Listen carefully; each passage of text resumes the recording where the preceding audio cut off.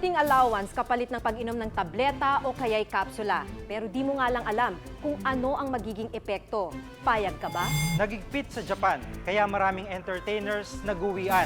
Ngayon, pinapauso nila sa Maynila ang sikat na aliwan sa Land of the Rising Sun. Progresibo na raw tayo mga Pilipina. May kalayaan sa tahanan, paaralan at opisina. Pero ayon sa mga kamag-anak ni Gabriela, mahaba pa ang laban dahil sa mga batas na hindi patas. Personal naming inalam, sinaliksik ang bawat anggulo. Bawat detalye, kinumpleto. Ang lahat ng yan nakatala sa Reporter's Notebook.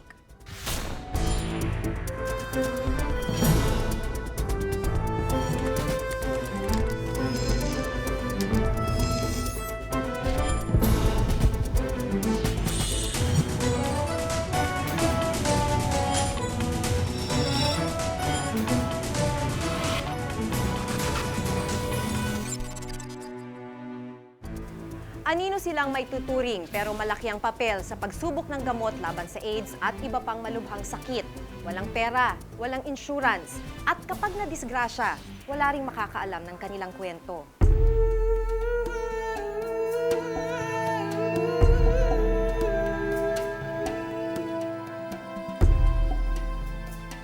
Sa mga daga, unang sinusubukan ang mga gamot na iniimbento ng mga drug companies. Pero kamakailan, nadiskubre naming sa tao na agad ito tinitesting ng ilang grupo. HIV positive si Marco, di niya tunay na pangalan. Masakit para sa akin. Maraming mga trials dumating sa buhay ko pero pilit ko lumaban. Walang gamot ang AIDS. Kapit sa patalim, lumahok siya sa isang eksperimento sa isang ospital sa Maynila. Ang sinusubukan noon ay kung magiging mabisa ang coconut oil derivative laban sa AIDS. 6 to 6. Pagkatapos ng almusal, sa umaga, minom ka ng isang baso pagkatapos kumain. Tapos sa tanghali, mayroon din. Ganon din, isang basong maliit. Tapos bago matulog. Itinigil niya ito dahil hindi naman daw siya gumagaling.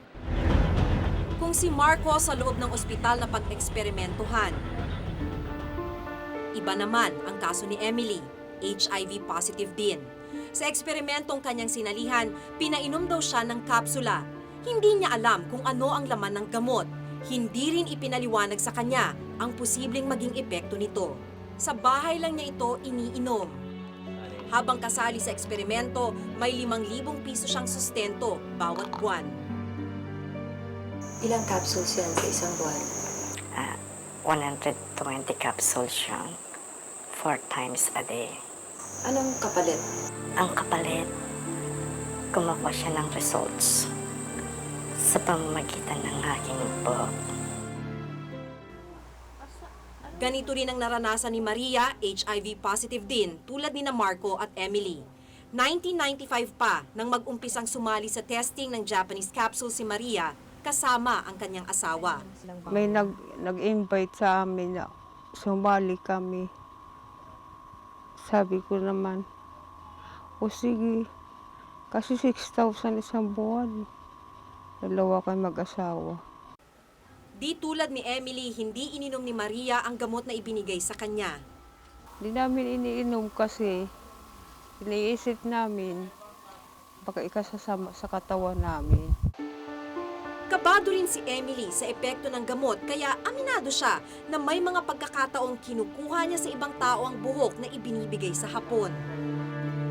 Disyembre noong nakaraang taon, umayaw na si Emily sa eksperimento. Ayon kay Emily, 18 babae at 3 lalaki ang kasali sa eksperimento.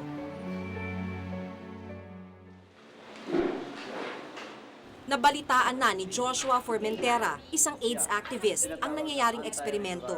Nagalit siya dahil labag sa karapatang pantao ang ganitong gawain. Masakit. That really violate their human rights. Kasi they became guinea pig because of economic reasons. Basta bigyan lang pera, sige. Kuha na para mabili ng bigas. Naintindihan ko yon. I cannot really stop on that because that's their right also. That's their prerogative. Narespetuhin natin. Yan ang kagustuhan nila, let it be. Yan. Pero in my organizations, hindi pwede yan. May tinatawag na Guidelines for Good Clinical Practice for Trials on Pharmaceutical Products ang World Health Organization o WHO. Mahigpit ang mga patakaran dito para maprotektahan ang mga trial subjects. Batay dito, dapat ay ipinapaliwanag ng husto sa mga kasali sa eksperimento ang prosesong gagawin. Dapat din ay may written consent. At malinaw na paliwanag kung ano ang intensyon ng pag-aaral at mga posibleng epekto nito sa pasyente. Sa kaso ni Emily, hanggang ngayon, wala siyang kamuwang-muwang kung ano ang ginawa sa kanya. Nung contact mo, hindi nila ipinaliwanag? Hindi. Hindi ba nila ikaw chine-check? Sa mga laboratory ko. Oo. Kung kumusta ka na, ano na bang kalusugan mo ngayon? Minsan, nagtatanong naman sila tungkol dyan. At inaalam nila kung ano na nangyayari sa akin. Ayon pa sa WHO, dapat ipinapaalam sa mga subject ang resulta ng eksperimento. Dapat ay hindi sikreto ang pagsubok sa mga bagong gamot. Sang-ayon dito ang mismong Pharmaceutical and Healthcare Association of the Philippines o PHAP, ang pinakamalaking grupo ng mga pharmaceutical company sa bansa. They should be apprised of any development. Yung alam nila kung ano ang naging result ng pag-aaral, ng pagsusuri. Sinusunod umano ng mga miyembro ng PHAP ang mga patakaran ng WHO pagdating sa pagpapaalam ng detalye ng gamot sa mga subjects. The patient should be informed of his or her rights. Kailangan daw positive. Ayon pa kay Tantia, mahalaga din na gawin sa isang kontroladong lugar tulad ng isang ospital ang testing. Sa ibang bansa nga daw, maski animal testing ay mahigpit na minomonitor. Delikado raw kasi kapag hindi na monitor ng gusto ang mga subject. Malaki ang risk. Unang-una, hindi ma-monitor ang blood levels, urine concentration, and hindi ma-determine kung how much is being excreted within a certain number of hours. And of course, mahalaga yung observation of adverse reactions. Sa kabila ng maaaring mga epekto ng human testing, sa pananaw ni Tantia, isa itong prosesong kailangang gawin. Ito naman mga volunteers. And merong sinusunod na protocol. Hindi namin may sabi sa Si Marco, tulad ni Emily, nasa dilim din siya tungkol sa mga panganib na ito. Nakakaalam doon yung mga doktor lang eh. Sila lang naman nag-research noon eh.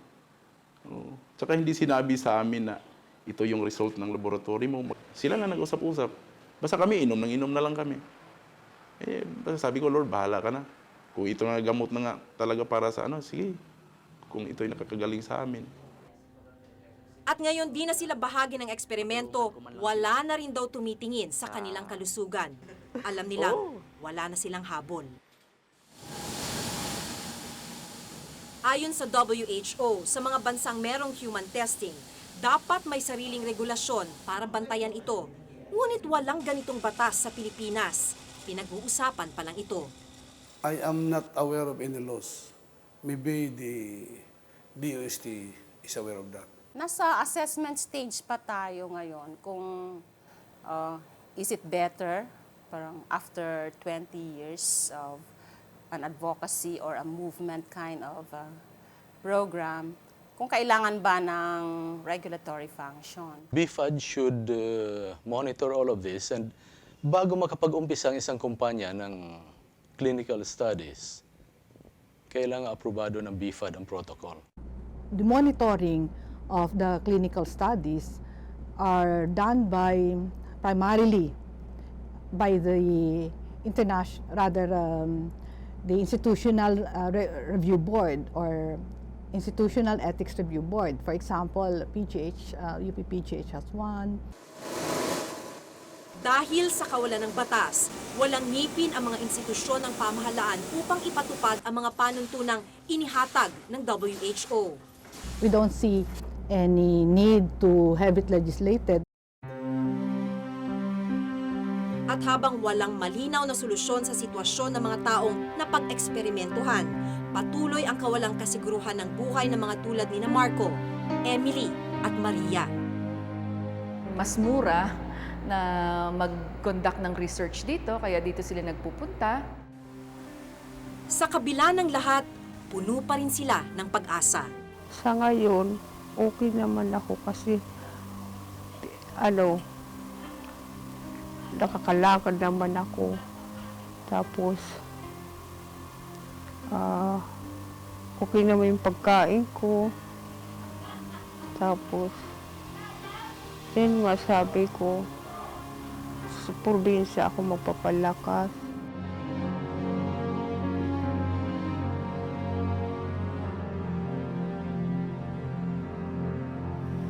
Ako si Maki Pulido at ito ang nakatala sa aking Reporter's Notebook.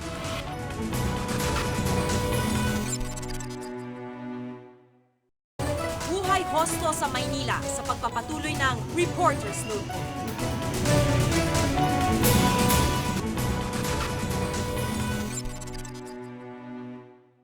Hosto ang tawag sa kanila, mga lalaking entertainers na uso sa Japan. Pero nang maghigpit doon, tila dito na sila sa Maynila nagtatrabaho. Wala naman daw masama sa kanilang ginagawa.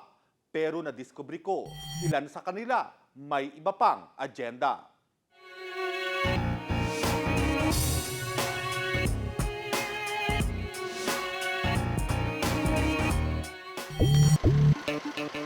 Pagkagat ng dilim, nagtatapos ang trabaho ng marami sa atin. Pero para sa mga nagtatrabaho sa isang club sa Quezon City, simula pa lamang ito ng kanilang araw. Makisig, matipuno at malaadonis ang hubog ng mga katawan. Yan ang mga hosto ng Santaro Club, isang adult entertainment bar. Ang hosto ay salitang Hapon, ibig sabihin male entertainer. Dati-rati, sa Japan lang mayroong mga hosto club. Ngayon, pati sa Pilipinas, nauuso rin ang mga ito. Setyembre kasi noong nakaraang taon, nagigpit ang bansang Hapon. Kaya naman ang ilang hosto bar owners doon nag-alsa balutan. 私が今日本にいて、新聞で今度はあまりもうフィリピンからタレントを入れないとか、毎日のように6ヶ月前から日本の新聞に書いてありました。それであとは看護婦さんとか看護師さんを日本に派遣する。 Pati ang mga hosto na nagtatrabaho roon, apektado rin. Tulad na lang ni Charlie, pagkatapos ng 15 taong paghuhosto sa Japan, nakapagpundar na siya ng 2 sasakyan at isang townhouse. Nag-audition talaga ako sa mga promotion. So, doon nag-start yun. Nagpursige rin ako dahil siyempre, sa hirap ng buhay sa atin eh. Hindi mo kikitain dito yung kinikita mo sa Japan eh. Pero nitong nakaraang taon, hindi na ni-renew ang kanyang kontrata. Kasama kasi sa bagong patakaran ng bansang Hapon ang pagkakaroon ng age limit. Sa edad na 40, si Charlie tila na etsapuera. Kaya ngayon, dito na lamang sa Pilipinas nagtiyagang maging hosto. Kung dati, umaabot sa 300,000 piso ang kanyang kinikita kada buwan sa Japan. Ngayon, bumaba ito sa 30,000. Kaya kami nagtayo ngayon ng Santaro Club para yung mga Japanese namang kaibigan namin o customers, sila naman ang papupuntahin namin dito. Dahil sa higpit na ngayon ng Japanese immigration. Naghigpit na ang gobyerno ng Japan sa Filipino entertainers. Kaya naman ang mga Hapon, dito na sa Pilipinas nagtatayo ng mga ganitong uri ng club. At dito na rin dadagsa ang mga Pinoy hosto. Tulad ni Charlie, halos pareho rin ang sinapit ni Mark. Kasabay ng maharot na musika, malikot ang pagsayaw ni Mark. 21 anyos pa lang siya. First time niyang naging hosto sa Japan noong nakaraang taon. Umabot sa 150,000 pesos ang kanyang sweldo. Kaya naman nakabili siya ng magarang motor. Pero matapos ang 3 buwang pagtatrabaho roon, minala si Mark. Hindi niya natapos ang kanyang kontrata. Pinauwi mo na kami kasi aayusin yung papeles namin. Kasi bali yung 3 months namin hindi mai-renew ng yung 3 months, hindi maka-renew ng 3 months ulit para maging 6 months. Kaya pinauwi mo na kami. Ngayon, bumaba sa 20,000 ang kanyang kinikita. Ayon sa Japanese Embassy, naghigpit ang kanilang patakaran para raw makontrol ang mga iligal na nagtatrabaho roon. Aabot ng 140,000 ang Pinoy entertainer sa Japan. 30,000 dito ang iligal na nagtatrabaho. Kailangan na ngayon ng 2 taong karanasan sa pagtatrabaho sa ibang bansa ang gustong mag-apply sa Japan. 2 years training experiences in the training school, or the third one is the certificate as entertainer issued by your government.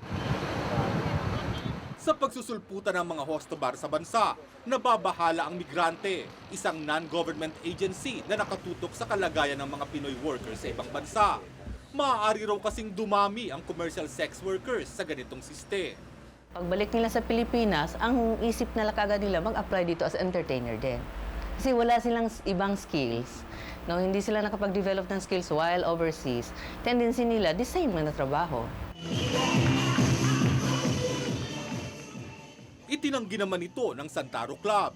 Katunayan, ang mga dancer lang ang naka-sexy outfit, habang ang mga guest relations officer o GRO naka-coat and tie.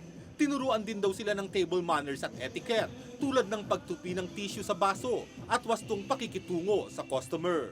Mahigpit daw ang patakaran sa kanilang club laban sa pagbebenta ng aliw. I want this club's image to be clean as much as possible. I don't want it to be anything like an underground thing. So I want my staffs, I want the hostos to have a pride that they're a hosto here and they're not a call boy and they're not a worker in the gay bars. Ang mga bar na tulad nila raw ang sumasalo sa mga nawawala ng hanap buhay sa Japan. 30 sa kabuuang 40 hosto sa kanilang club, mga nawala ng trabaho roon. Pero natuklasan ko na may ilang hosto rin na nauuwi sa pagbebenta ng katawan. Si Jerry, di niya tunay na pangalan, isang hosto sa isang bar sa Maynila. Bukod sa pagsasayaw at pag-GRO, nagpapa-take out din siya sa mga customer.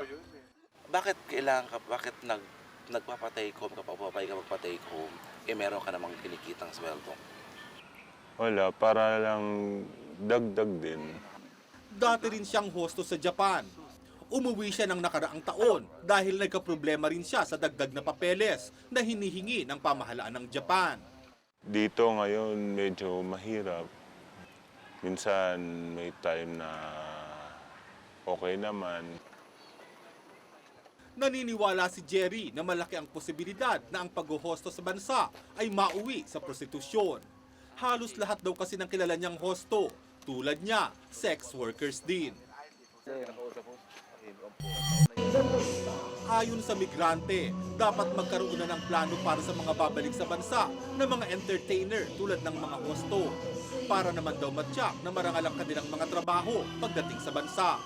Dapat sana nagkaroon ng at least alternative livelihood program itong gobyerno, particularly focus dapat dito sa mga kagyat na nangangailangan ng livelihood. Pangalawa, I think magkaroon ng close monitoring ang ating gobyerno tungkol sa ito, lalo na yung sa mga investments na papasok yung mga Japan club owners dito sa bansa. Ayon sa Overseas Workers Welfare Administration o OWA, may reintegration program daw silang nakahanda para sa mga apektadong manggagawa. Ibig sabihin nito, pauutangin nila ang isang OFW tulad ng mga hosto sa Japan ng hanggang 200,000 piso para magsimula ng negosyo. Meron tayong pre-package na training materials na binibigay natin sa kanila, how to start a business, how to run a business, how to operate, and how to finance the business. So tinuturo natin yan. 3:00 ng madaling araw, sarado na ang Club Santaro. Nag-uwian na ang mga taga-aliw at parokyano. Tapos na ang ingay at palakpak, sayaw at hataw. Pero ang nakaambang suliranin, dulot ng pagdagsa ng mga hosto sa bansa, tila nagsisimula pa lang. Simula kasi sa March 15 ay huhulihin na ang mga entertainers sa Japan na walang tamang dokumento, kabilang na ang mga hosto. Handa ba tayo sa maaaring idulot nito? Ako si Lars Santiago at ito ang nakatala sa aking Reporter's Notebook. Susunod, mga batas na di patas para sa mga kababaihan. Kapag wala na ang iyong mga alaala, ano pa ba ang natitira? makakita ko ng mga anak ko. Kung pati mga mahal mo, hindi mo na makilala at ang nakaraan ay parang pelikulang iba ang gumanap. Chichay, Ruday, Elizabeth, Ramsey. Paano mo mababawi ang iyong pagkatao? Intindihin ang sakit na demensya. Sakit ang mata. Hindi ko alam. Hindi niyo alam gawin yan? Hindi po. Samahan si Sandra Aguinaldong habulin ng mailap na alaala. Lunes sa Eyewitness.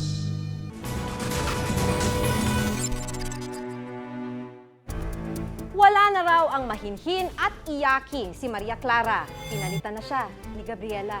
Matapang, malaya, alam ang karapatan.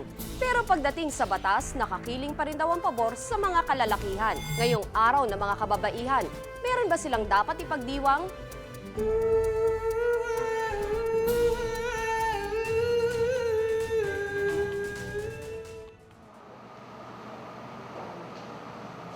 Ulirang ina ang turing kay Aling G ng mga katrabaho. Parang hindi na uubusan ng lakas. Kahit Sabado, nag-overtime siya bilang isang utility personnel. Bit-bit ang kanyang 4 na anak. Wala akong magagawa kasi kailangan talagang isama yung mga bata.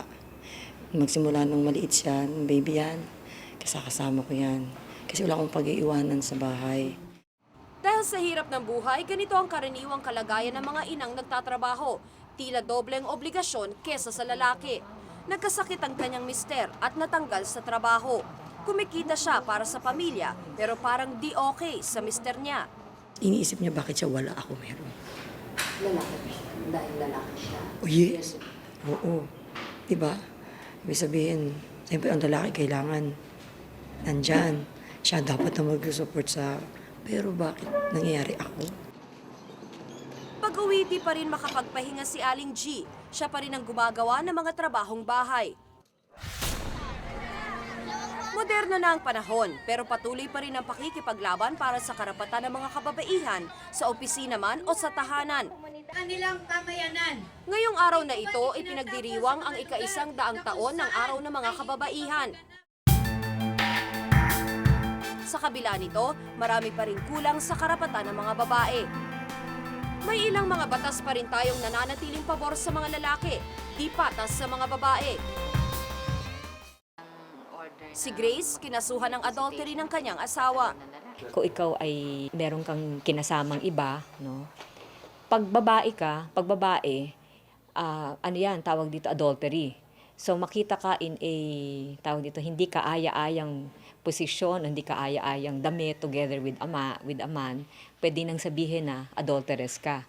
Pero kung ikaw babae ka, gusto mo kasuhan ng iyong asawa, concubinage ang ikakaso mo sa kanya, so ibig sabihin, kailangan mong i-prove na ibinabahay na yung babae. Kahit na ilang beses na manganak yung kanyang kabit, hanggat hindi mo napuprove na ibinabahay niya, walang kaso. Sa batas, 6 na buwan hanggang 2 taon lang na pagkakakulong ang parusa para sa concubinage o pakikiapid ng lalaki. Samantalang sa kaso ng adultery o pakikiapid ng babae, nagsisimula sa 2 hanggang 6 na taong pagkakakulong ang pataw na parusa. Basically sa batas, no, meron tayong equality provision. Hindi pa naman siya napapalamnan kung tutuusin mo. Isa lang siyang principle sa constitution natin, yung equality provision. Ngayon, ano yung ibig natin sabihin doon sa equality yun? Siguro doon pa may puwang para sa mga bagong batas, no, at amendahan yung mga hindi pantay, no, na batas talaga. May mga batas din na tila kababaihan lang ang pinuntirya, tulad na lang ng Article 202 sa Revised Penal Code o Batas Laban sa Prostitusyon. Nananatiling krimen ang prostitusyon kahit na may bagong batas na itinuturing na biktima ang mga babaeng nasasadlak sa ganitong gawain. Samantalang sa kalalakihang nasasadlak rin sa prostitusyon, tila bulag ang batas. Sa pagpupursige ng women's rights advocates, noong nakaraang taon ay naisabatas ang Anti-Violence Against Women and Children o VAUC. Layo nitong bigyan ng proteksyon ng kababaihan at kabataan sa anumang uri ng pang-aabuso sa loob ng tahanan. Pero hindi inakala ni Risa na gagamitin ng kanyang mister ang batas na ito laban sa kanya. Since doon kami nakatira sa in-laws ko, which is nandun din yung ibang kapatid niya. Kapag nag-aaway kami, nagkakasakitan kami. Madalas niya rin ako nasasaktan. Ang hindi ko matik yung verbal abuse niya. Yung lalaitin niya yung pagkatao ko, pati kamag-anak ko, pati yung nanay ko. Nang hindi na niya makayanan ng mga pananakit, tumakas siya tangay ang 3 nilang anak. Wala raw siya nakuhang sustento mula sa kanyang mister, pero pinapayagan pa rin daw niya itong hiramin ng mga bata. Isang buwan nitong 2003, di na raw isinoli ng kanyang asawa ang mga bata. Kasunod nito ang pagsasampa sa kanya ng kaso. Di raw siya mabuting ina at nagkaroon na raw siya ng relasyon sa ibang lalaki. Nag-file kami ng motion to dismiss kasi sa pananaw nga namin, hindi tamang batas ang ginamit sa akin. Kung meron siyang reklamo sa akin, wag itong batas na to. Alam niya kasi na wala siyang laban kahit anong batas ang gamitin niya. Anti-Violence Against Women and Their Children Act ay talagang made for women at women talaga ang may gamit nito. So, kung gusto ng men, maglabi sila for a law na anti-violence against men and their children, no? Noong nagko-cover pa ako dito sa kamera, napansin ko na ang pagsulpot ng mga panukalang batas pabor sa mga kababaihan. Pero lumusot man ang mga panukalang batas na ito, hindi pa rin masasabing tunay na malaya ang mga babae. Bilanggo pa rin kasi sila ng makalumang pananaw ng ating lipunan. Kaya ang mga women's group walang tigil sa pakikipaglaban para magkaroon pa ng puwang ang kababaihan sa lipunan. Women should continue organizing at saka push for better legislation. At the same time, mag-educate dun sa among their ranks para yung kanilang mga rights, ginagawa pa lang ay malakas na yung loob nila na sabihin, karapatan ko to, hindi mo dapat gawin ito. Sa 100 taong pagdiriwang ng Araw ng mga Kababaihan, unti-unti na rin kinikilala ang karapatan ng mga babae sa lipunan. Pero hanggang ang ilang batas na dapat sana ay poprotekta sa kanila ay patuloy na hindi magiging patas, ang laban ng mga kababaihan ay tila mahaba pa. Ako si Tina Panganiban Perez at ito ang nakatala sa aking Reporter's Notebook.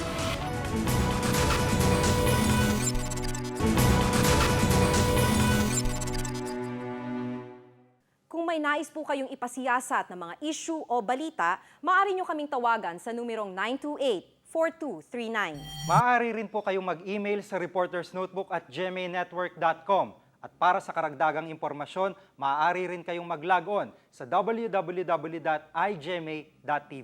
Para sa malalimang pagtingin sa mga issue at balita, samahan niyo po kaming muli sa susunod na Martes. Ako si Maki Pulido. Ako si Jiggy Manikad at ito ang Reporter's Notebook. Nagpumili daw ako dito ng apartment. Tapos later on, ginawa ko rin naman yung mother-in-law ko para sa...